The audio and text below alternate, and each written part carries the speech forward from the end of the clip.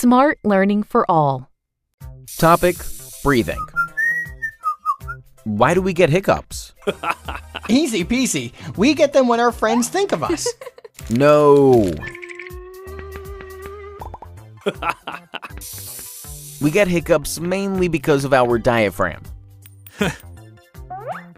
Diaphragm is a dome-shaped muscle between our lungs and stomach. It generally works perfectly.